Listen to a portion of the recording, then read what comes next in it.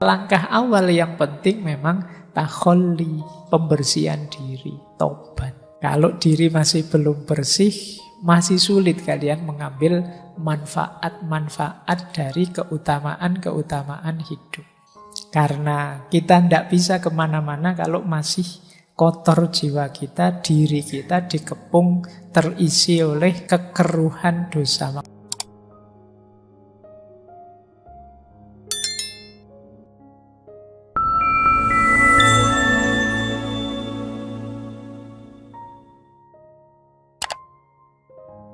Assalamualaikum warahmatullahi wabarakatuh. Bismillahirrahmanirrahim. Tema pertama kita akan membahas tentang taubat. Jadi ini tema yang mungkin populer khususnya di dunia akhlak, di dunia tasawuf. Karena kalau teman-teman belajar tasawuf, termasuk belajar ilmu torekot, hampir semua suluk yang ada di torekot itu diawali dari makom taubat. Rasanya kita sudah ngerti taubat itu apa, tapi apa benar sudah ngerti? Nah, malam hari ini kita belajar itulah, bismillah. Jangan lupa fokusnya ke materinya ya, jangan fokus ke saya. Nek fokus ke saya nanti khawatirnya dianggapnya saya sudah ahli taubat. Dosaku ya sih oke. Jadi kita belajar bareng-bareng malam hari ini. Saya akan mengambil dari berbagai referensi tentang apa itu taubat. Ya tentu saja versinya ngaji filsafatnya. Jadi lebih banyak pengayaan materinya. Oke. Bismillah, saya awali dari definisi kata-katanya. Ya tentu saja taubat dari bahasa Arab. Nanti kalau pakai bahasa Inggris, repentance. Penyesalan, mungkin kalau dalam bahasa Indonesia. Tapi pasnya kata taubat itu sebenarnya artinya kembali. Roja'a. Yang dimaksud tentu saja kembali pada Allah, menghentikan perbuatan dosa maksiat yang kita jalankan. Jadi secara bahasa artinya rujuk, kembali. Jadi nanti habis ngaji kok terus pulang itu bisa pakai kata-kata saya tobat Pak. Saya ngaji 2 jam tobat, saya sekarang tobat, bisa artinya pulang, rujuk. Ya ini bentuknya masdar, taba yatubu taubatan. Nah nanti menarik, ada istilah yang satu rumpun dengan kata-kata taubat ini, yaitu kata inabah dan aubah. Ini secara, kalau bahasa kampusnya ya, secara paradigmatik, kata taubat, inabah, dan aubah itu satu rumpun. Kalau tobat itu dari yang salah kita geser ke yang benar. Dari sesat ganti ke taat. Itu tobat. Kemarin dosanya banyak, kemudian saya tidak mau lagi melakukan dosa, ganti yang dosa dengan kebaikan, namanya taubat. Nanti ada istilah inabah. Kalau inabah itu dari sebenarnya sudah baik, tapi ya belum sempurna. Masih bisa ditingkatkan lagi, diperbaiki lagi. Itu namanya inabah. Kemarin sholatku masih asal-asalan. Nah, besok lebih baik. Jadi dari baik ke yang lebih baik. Itu namanya inabah. Nanti ada lagi aubah. Ini kondisi jiwa. Kalau aubah ini kondisi jiwa yang selalu menengok Allah. Selalu tawajuh merasa di hadapan Allah. Ini aubah. Jadi kalau ini pokoknya menatap terus wajahnya Allah. Kalau ada momen kok dia lupa pada Allah, dia merasa berdosa. Ini yang nomor 3, ini levelnya para wali biasanya. Oke ya, wali kekasihnya Allah, bukan wali murid atau walian. Jadi para aulia maksudnya, kalau bahasa Indonesia ini agak tricky itu. Nah, jadi ini satu rumpun. Ada taubat, ada inabah, ada aubah. Alhamdulillah kalau teman-teman sudah selesai urusan taubat, saatnya untuk inabah, memperbaiki diri. Kalau sudah beres di inabah, mungkin bisa naik ke level 3, namanya aubah. Nah ini, cuma saya tidak yakin sudah beres urusan tobatnya. Dusone sih oke, wong kalau buka HP kadang-kadang ngelirik-ngelirik yang tidak harus dilirik. Nah, ayo ya, bismillah kita latihan. Memang manusia tidak ada yang murni, tidak ada salahnya. Kita itu tempatnya salah dan khilaf. Meskipun khilaf ini sering jadi alasan. Mohon maaf Pak, khilaf. Saya kan manusia Pak, mesti gitu. Oke, kita lanjut ya. Nah, ini masih teori. Taubat ini hukumnya wajib. Jadi kalau teman-teman nanti menjelajah ke banyak kitab karya para ulama, pasti di situ ketemu kalau ada yang tanya hukumnya tobat wajib. Tidak boleh orang itu sadar bahwa dia penuh dosa tapi terus santai saja. Wajib. Nah, jadi ada ayatnya itu, silakan dibaca Al-Quran surat At-Tahrim ayat 8. Ya ayyuhalladzina amanu tubu ilallahi taubatan nasuha. Wahai orang-orang yang beriman, bertobatlah kepada Allah dengan taubat nasuha. Taubat nasuha itu tobat yang paling murni. Nanti para ulama definisinya macam-macam. Itu saya ambilkan beberapa definisi dari para ulama. Tobat nasuha itu apa sih? Berarti nanti ada tobat yang tidak murni. Ada berbagai motif tobat yang tidak nasuha. Yang nasuha itu apa? Yang kata Al-Kalbi, tobat nasuha itu hatinya menyesal, lidahnya mohon ampun, berhenti dari dosa, dan niat tidak akan mengulang lagi. Jadi lengkap. Hatinya ya tobat, mulutnya ya tobat, pekerjaan dosanya dihentikan, dan janji tidak akan mengulang lagi. Ini menurut Al-Kalbi. Jadi begitu sadar, ya Allah ini dosa, astaghfirullahaladzim, sudah tak tinggal saja, saya tidak akan mengulangi lagi. Nah, tapi mantap, tidak ragu-ragu. Jangan-jangan besok saya gitu lagi ya. Saya tidak percaya dengan diriku sendiri. Itu berarti belum mantap. Mantaplah nawa itu, pokoknya saya tidak akan mengulang lagi ke sana. Nah, ini pendapatnya Al-Kalbi. Ada lagi Sa'id bin Zubair. Beliau mendefinisikan tobat nasuha itu tobat yang memenuhi 3 syarat.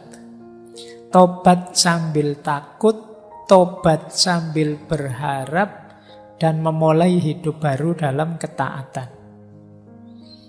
Jadi ada takutnya, ada harapannya, dan siap untuk mengganti gaya hidup. Dari gaya hidup penuh dosa, jadi gaya hidup penuh ketaatan. Ini berarti nasuha. Tidak hanya harapan saja. Kalau harapan saja nanti sembrono. Biasanya orang itu kalau isinya rojak saja jadi sembrono. Allah Maha Pengampun kok. Allah itu sayang sama kita. Tenang saja, sembrono. Atau tidak ada harapannya, isinya takut saja. Bayangannya neraka. Wah saya itu. Nanti membuat orang putus asa. Harus imbang. Ketakutan diimbangi dengan harapan. Tapi juga diwujudkan dalam perbuatan. Nah, gaya hidupnya harus ganti. Jadi tidak ada ceritanya, katanya kamu sudah tobat kok kembali lagi ke sini. Ayo besok tak tobat lagi lah, gampang. Nah, itu berarti tidak serius tobatnya.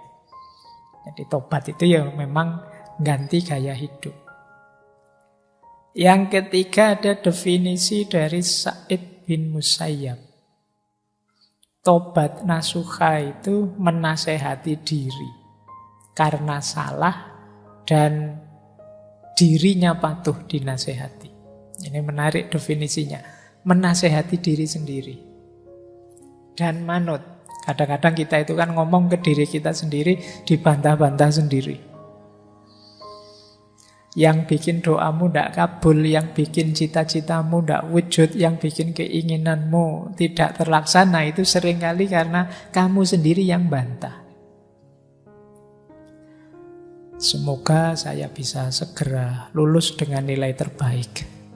Tapi apa ya mungkin ya, nilaiku bisa terbaik itu wong ya kelakuanku kayak gini, kamu sendiri yang bantah.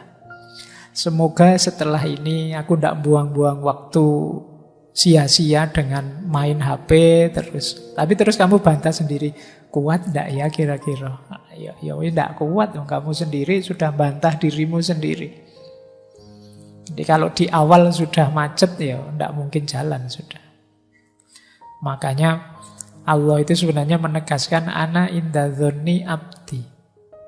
Aku terserah persangkaan hambaku padaku.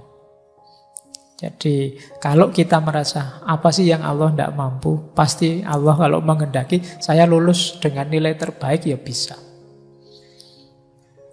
Meskipun teman-teman nilainya sudah bagus-bagus yang sudah lulus selama ini, tapi kalau Allah menghendaki ya sopo ngerti tiba-tiba nilaiku perfect misalnya. Ya siapa tahu kalau Allah menghendaki. Nah ini definisinya Syekh Sa'id bin Musayyab. Kalau Ibnu Katsir mendefinisikan tobat nasuha itu tobat yang sepenuh hati sehingga jiwanya jadi murni, keburukannya terhapus. Nah ini definisi-definisi tobat nasuha. Jangan dihafalkan, tidak ada ujiannya. Kamu jalankan saja sekuasamu untuk bertobat ini. Saatnya mungkin mumpung ada momen akhir tahun, ayo latihan tobat yang benar. Nah, kita agak berpikir sekarang. Kenapa sih seperti saya bilang tadi, tobat ini dipentingkan. Kalau bahasa anak-anak hari ini mungkin diviralkan oleh para sufi, para ulama, dimainstreamkan. Karena memang ini sangat penting, berkaitan dengan situasi, kondisi, hakikat hidup kita. Apa hakikat hidup manusia yang menuntut dia concern, perhatian dengan tobat? Yang pertama adalah kita ini punya kecenderungan khoto' wan nisyan. Jadi manusia itu punya fitrah bisa salah, bisa khilaf. Atau lebih ekstrimnya mudah salah, mudah khilaf. Dan itu tidak perlu saya suruh ngaku, kamu sudah ngerti sendiri bahwa manusia itu mudah salah, mudah khilaf. Jangankan yang tidak sengaja, yang kamu sengaja itu loh banyak. Dan kamu nyaman-nyaman saja. Apalagi dosa yang sendirian tidak ketahuan orang. Waduh, kok lupa tadi belum sholat maghrib? Tidak apa-apa, tidak ada yang tahu. Kalau sama Allah tinggal tobat saja. Jadi kecenderungan jiwa banyak begitu. Manusia itu makhluk khoto' wan nisyan. Oke, ini ciri pertama. Kenapa kemudian orang fokus untuk bertobat? Sadarilah, tidak ada manusia yang bersih. Maka manusia itu tidak pantas, tidak kompatibel kalau dia sombong. Ya ibaratnya komputer itu kalau diisi program sombong itu tidak cocok. Dia akan crash. Saya yakin kalian juga tidak akan kerasan kalau dekat dengan orang yang sombong. Kenapa? Kesombongan tidak kompatibel dengan manusia. Karena manusia itu makhluk khoto' wan nisyan. Orang yang gampang salah, gampang keliru kok sombong. Tidak pantas. Kayak tidak punya dosa saja kan gitu. Setiap orang pasti punya salah, punya dosa.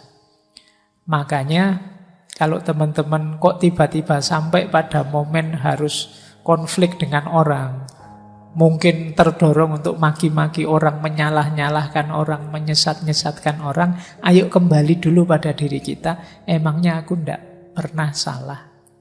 Memangnya aku tidak pernah keliru? Tidak pernah khilaf?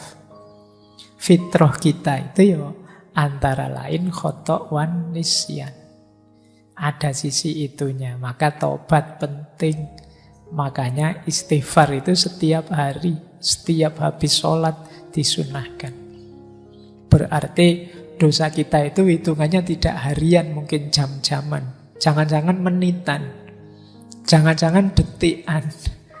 Jadi kalau kalian muhasabah mungkin bukan minggu ini saya salah apa, tapi jam ini saya salah apa, atau jangan-jangan menit ini saya salah apa ya.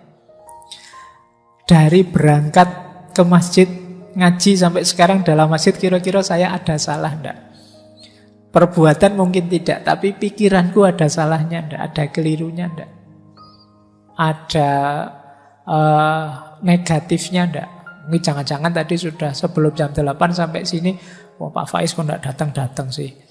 Katanya on time. Muslim yang baik itu menetapi waktu, kok yo jam 8 lebih belum datang-datang. Pikiranmu bilang begitu. Nah, ayo coba. Jangan-jangan dosamu tidak mingguan, tidak harian, jangan-jangan jam-jaman, jangan-jangan menitan, jangan-jangan detikan. Setiap kali kamu buka HP itu mungkin dosamu bergeraknya detikan, jadi pulsanya naiknya cepat. Detik ini buka gambar itu nambah, detik selanjutnya buka apa lagi nambah lagi. Manusia makhluk khotok wan nisyan. Itu pun ditambah karakter kedua, kecenderungan kedua manusia apa? Tidak mau disalahkan. Orang itu biasanya kalau disebut salah, ditunjuk sebagai salah, tidak mau. Karena manusia punya fitrah kebenaran, jadi dia merasa gelisah kalau terbukti salah. Atau ditunjuk bahwa kamu salah. Padahal mungkin memang kamu salah. Itu kan yang membuat sering ada konflik orang ngantri misalnya. Orang ngantri tiba-tiba nyerobot. Terus dimarahi, mbok yo jangan nyerobot. Kadang-kadang dia malah nyolotnya lebih kuat. Padahal dia yang salah. Kenapa? Orang gelisah kalau disalahkan, ditunjukkan kesalahannya. Jadi manusia itu tidak mau disalah-salahkan. Makanya kalau kalian ingin jadi orang bijaksana, kalau menasihati orang, menunjukkan salahnya orang, lebih baik di situasi diam-diam yang tidak ketahuan orang. Karena manusia punya kecenderungan ego, tidak mau disalahkan. Itulah mengapa perintah bertobat itu diulang-ulang. Ayo tobat, ayo tobat. Itu karena kalau dibiarkan, kamu tidak ngaku kalau kamu salahmu banyak. Jadi ini kecenderungan kita yang kedua. Ya kalau kita bisa mengalahkan ego, kemudian saya tidak apa-apa kok Pak, kalau orang kritik menunjukkan saya salah, berarti kamu hebat. Tapi sebenarnya sebagian besar orang tidak senang, tidak nyaman kalau dibongkar salahnya. Padahal dia sendiri tahu itu salah.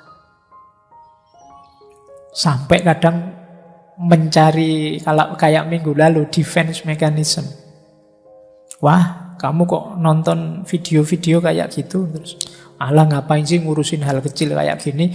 Yang dosa lebih besar banyak itu, yang korupsi itu, yang kamu malah lari kemana-mana. Karena tidak ingin yang salah itu kamu, biar orang lain saja yang salah.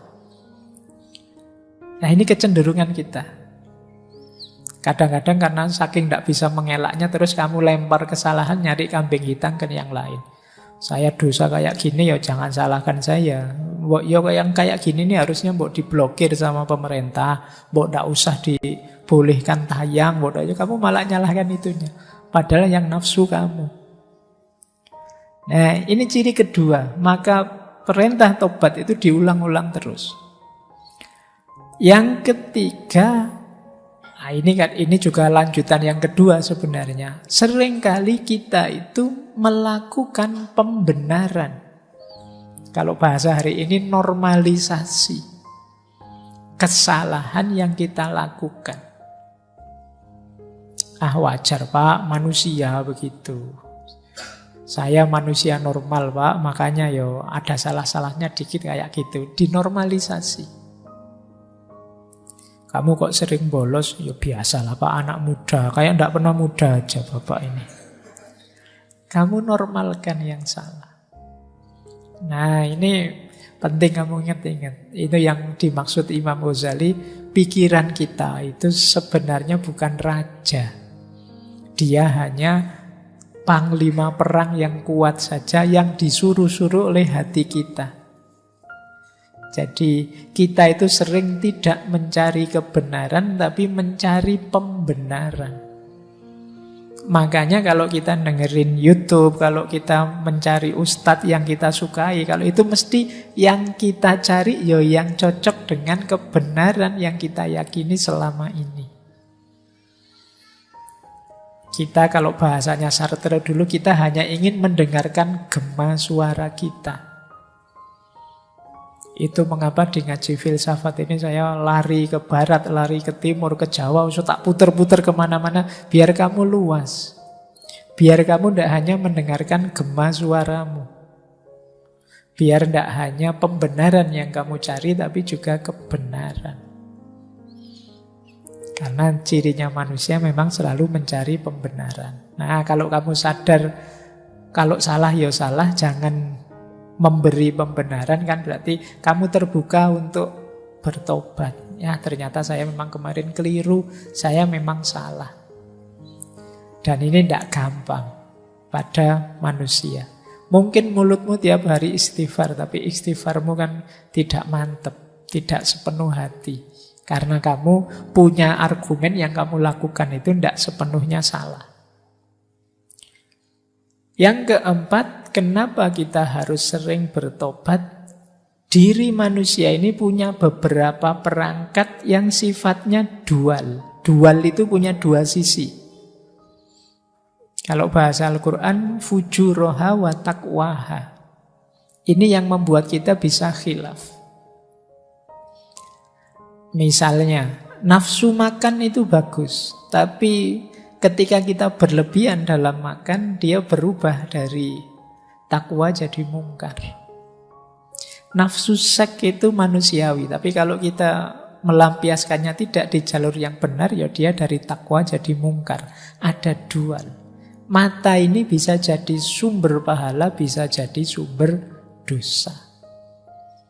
Tanganmu juga begitu, kakimu juga begitu. Ini namanya dual karakter. Sehingga kalau tidak hati-hati ini kecampur-campur.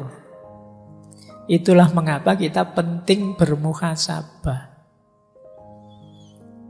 Jadi, benar sih kamu buka HP-nya, HP WA Al-Quran kamu ngaji, tapi kamu lupa tiba-tiba muncul iklan orang yang bajunya minim misalnya.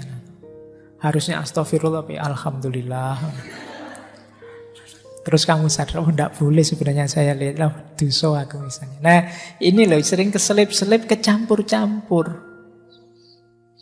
Kenapa? Karena karakter perangkatmu yang diberikan oleh Allah, ya memang ini jalanmu untuk bisa menikmati hidup di dunia ini. Kalau tidak hati-hati bisa menggelincirkanmu. Disitulah gunanya kamu sadar harus siap sedia untuk selalu bertobat. Nah, terus yang kelima, yang terakhir ini godaan. Sekeliling kita itu banyak sekali godaan. Jadi kalau pakai istilahnya bulan lalu ya, jadi segala yang kita temui itu sebenarnya nantang kita. Mau kamu apakan? Nah, ini godaan. Teh yang ada di sebelah saya ini kan sudah disuguhi, ini godaan. Mau diminum atau tidak diminum sisa sehingga dibuang saja. Ini kan ada dua alternatif. Ketemu kalian ngaji malam hari ini kan juga begitu. Mau diikuti saja, dikritisi saja, dicueki saja, dijalankan saja. Ini semua tantangan-tantangan. Yang begitu kamu salah membacanya, ya harusnya lahir pahala jadi lahir dosa. Apalagi ada makhluk yang oleh Allah diberi izin khusus untuk menggoda kita, menyesatkan kita. Nah, kalau ini ada dalilnya. Ini saya ambil dari hadis yang terkenal sekali, diriwayatkan oleh Imam Ahmad. Saya tulis Arabnya saja, belum sempat terjemahannya. Semoga kalian masih bisa membacanya. Jadi satu ketika Rasulullah bersabda, Inna syaitona qala, setan berkata, wa izzatika ya Rabbi la abrohu uwi ibadaka madamat arwahuhum fi ajsadihim. Jadi ini setan berkata di depan Allah, demi kemuliaan-Mu wahai Tuhan, aku tidak akan berhenti menipu manusia, hamba-hambamu, selama ruh masih ada di jasad mereka. Jadi selama kita masih hidup, ya setan akan selalu menggoda. Tapi terus Allah membalas, wa izzati wa jalali la azalu aghfiru lahum mastaghfaruni. Demi kemuliaanku dan keagunganku, aku juga akan senantiasa mengampuni mereka selama mereka mohon ampun. Jadi kita hidup ini dikepung godaan, belum lagi dorongan dalam diri kita, sehingga kita mudah sekali tergelincir dalam dosa. Tapi jangan khawatir, Allah siap menerima kapanpun kita mohon ampun. Ini sebenarnya intinya kajian tentang taubat itu di situ. Baik, jadi ini dasarnya mengapa kemudian perintah taubat itu di mainstream, diutamakan. Karena kita tidak bisa kemana-mana kalau masih kotor jiwa kita, diri kita dikepung, terisi oleh kekeruhan dosa. Makanya orang-orang sufi itu punya rumus takholli, tahalli, dan tajalli. Takholli itu mengosongkan diri, membersihkan diri. Karena sebelum diri kita bersih, dia tidak akan bisa takhalli. Takhalli itu diisi dengan kebaikan. Kenapa tidak bisa diisi dengan kebaikan? Karena diri kita masih kotor. Sering saya ilustrasikan, wadahnya kotor. Kalau wadahnya kotor, diisi yang bersih pun, yang bersih kan jadi kotor. Kalau gelasnya mengandung racun, kemudian diisi air susu, yang terjadi kan susu yang terkontaminasi racun. Bukan racun yang jadi susu. Jadi membahayakan kita. Itulah mengapa kadang-kadang kan sering saya ceritakan itu, ilmu itu baik, tapi kalau masuk dalam jiwa yang kotor, yang masih banyak dosa, banyak maksiat, bisa saja kehilangan kebaikannya. Jiwa yang penuh kebencian misalnya, kemasukan ilmu, ya ilmu itu akan dipakai jalan bagi dia untuk menjatuhkan yang dia benci.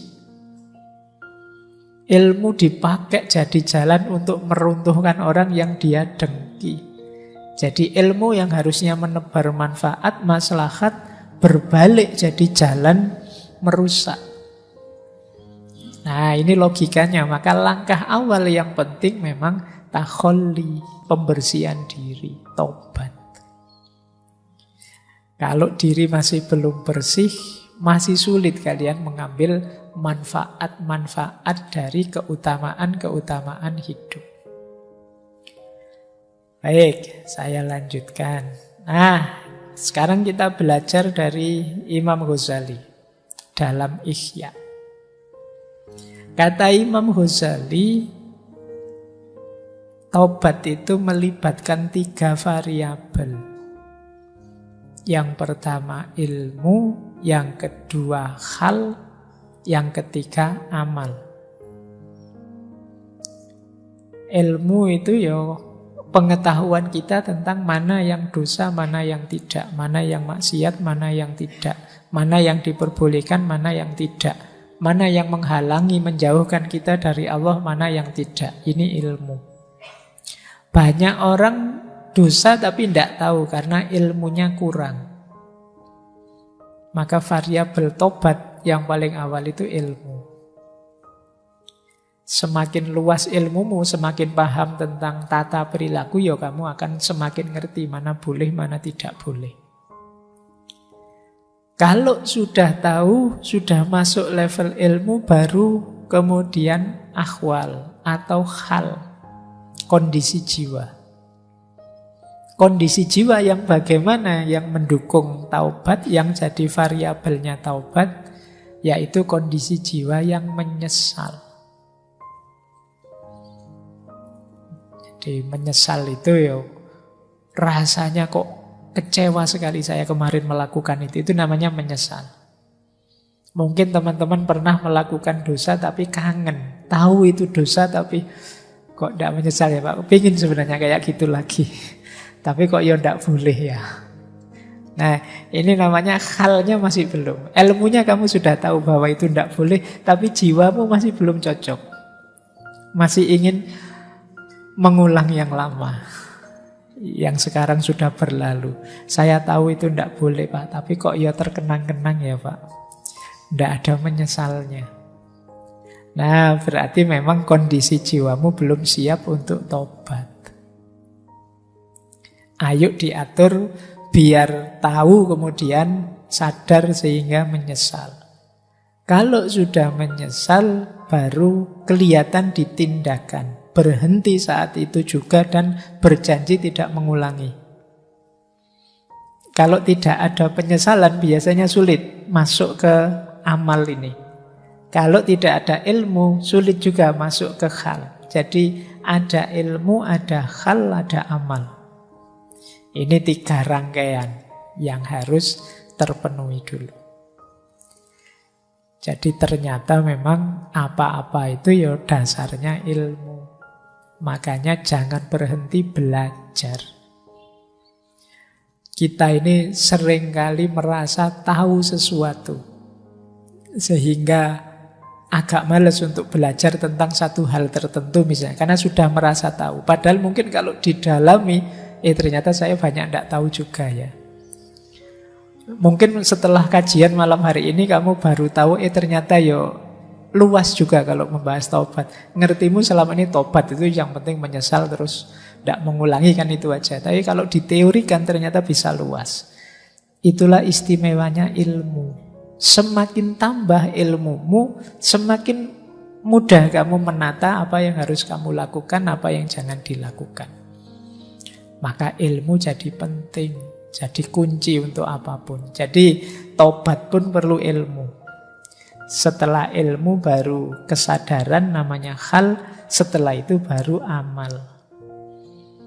Amal tidak mungkin muncul tanpa ada kesadaran. Kesadaran tidak mungkin muncul tanpa ada ilmu. Inilah 3 rangkaian teori untuk kita bertobat.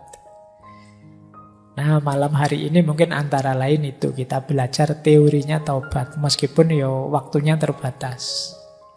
Kita mungkin sekitar 2 jaman membahas ini. Itu pun sebenarnya masih banyak yang harus saya lewati, saya skip. Kamu sudah ngantuk-ngantuk tapi ternyata juga masih banyak yang belum masuk. Iya.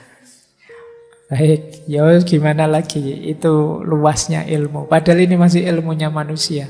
Kata Al-Quran, ilmunya manusia itu setetes air di tengah samudra kalau dibandingkan ilmunya Tuhan. Bahkan kalau dilipat gandakan 7 kali, samudranya pun ya levelnya masih setetes air.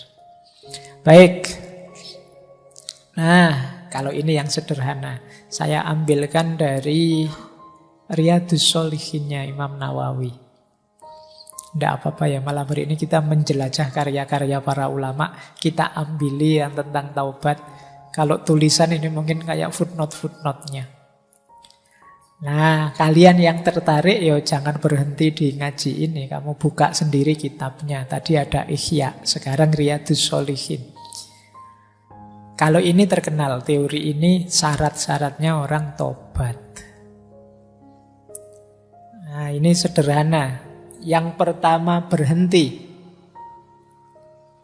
Jadi tidak ada ceritanya tobat itu, saya sudah tobat Pak tadi, tapi ini saya selesaikan dulu ya Pak, biar tuntas dosanya, tidak begitu. Iya, saat itu juga harus berhenti. Eman-eman Pak, filmnya baru setengah jalan, tidak, harus berhenti. Nah, terus menyesal. Jadi, berhenti kok tidak ada menyesalnya, ya belum utuh tobatnya. Dan yang ketiga, berjanji tidak mengulang lagi. Ini untuk dosa-dosa yang tidak ada hubungannya dengan orang lain. Nah, mungkin kamu dosa telat sholat, dosa apalah ya, pokoknya tidak berhubungan dengan orang lain. Tapi kalau ada hubungannya dengan orang lain, rumusnya 1, 2, 3 tadi, plus kembalikan haknya orang lain. Jadi kalau kita mengambil hartanya, kembalikan sejumlah yang kita ambil. Kalau kita memfitnahnya, ya minta maaf. Kalau kita menghibahnya, bilang terus terang dan minta maaf. Nanti ada rumus selanjutnya sebenarnya. Pak, saya ngambil haknya orang, tapi orangnya sudah tidak ada. Atau saya sulit menjangkaunya Pak. Itu dulu zaman saya kecil, punya tetangga jualan, terus saya ngambil apanya gitu. Ada enggak yang di sini begitu? Lagi belanja apa, iseng ada permen nganggur ya tak ambil. Misalnya, itu zaman saya kecil loh Pak, zaman itu. Nah, saya mau bayar permen ini, orangnya sudah meninggal, enggak ada. Keluarganya juga semua enggak ada. Atau jauh, itu orangnya sudah pindah ke luar negeri sana Pak. Mungkin tetanggamu bule atau apa ya. Nah, saya bayarnya gimana? Kalau versi ini ya, kamu berikan ke Baitul Mal. Kalau zaman kekhalifahan dulu ada namanya Baitul Mal. Yang ini kan nanti dimanfaatkan juga untuk orang lain. Kalau ini juga tidak bisa, tidak mungkin dengan berbagai argumen kayak di kita, mungkin tidak ada Baitul Mal. Jadi sama sekali tidak terjangkau, sedekahlah sebesar haknya orang yang kamu ambil, niatkan itu atas nama dia. Jadi, Pak, karena waktu kecil itu saya ngambil permennya tetangga saya, ya sedekahlah seharga permen itu. Dengan kurs hari ini ya, jangan kurs zaman dulu. Kurs zaman dulu dolar 2000, nanti kamu sedekah permen 25 rupiah itu bisa. Jadi seharga permen itu atas nama dia, sambil mendoakan dia. Kata Imam Nawawi, Allah tahu apa yang ada di hatimu, kesungguhanmu untuk membayar haknya. Tapi kalau terjangkau ya kamu berikan langsung, minta maafnya. Jadi dosa itu kalau menyangkut haknya orang lain lebih rumit, lebih berat. Makanya hati-hati. Jangan sampai terbawa, jangan sampai terikut haknya orang lain. Sekecil apapun. Meskipun tidak sengaja, apalagi sengaja.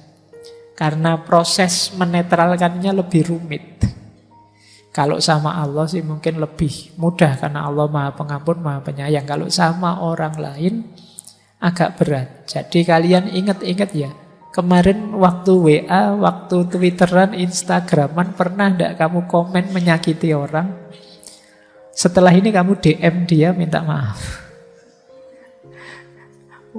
Khawatirnya kamu lupa dengan apa yang kamu lakukan yang menyakiti orang, mengambil haknya orang, memfitnah orang, menggibah orang, dan lain sebagainya. Jadi ini lebih berat menetralkannya. Oke, yo, memang hari ini zamannya kan kamu dituntut untuk eksis terus. Yang kadang-kadang kamu tidak sadar melanggar haknya orang.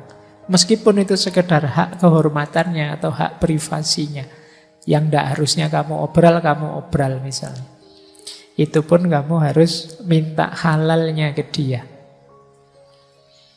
Jangan lupa, Al-Quran punya rumus, فَمَنْ يَعْمَلْ مِثْقَالَ ذَرَّةٍ خَيْرًا يَرَهُ وَمَنْ يَعْمَلْ مِثْقَالَ ذَرَّةٍ شَرًّا يَرَهُ. Jadi kebaikanmu atau keburukanmu sekecil apapun akan engkau nikmati, akan kau lihat hasilnya. Jadi sebelum ada efek buruk dari perbuatan buruk terjadi, ayo dinetralkan dengan tobat ini. Ya yang terjangkau, ya dijangkau, yang tidak terjangkau dicari gantinya. Seperti sedekah tadi.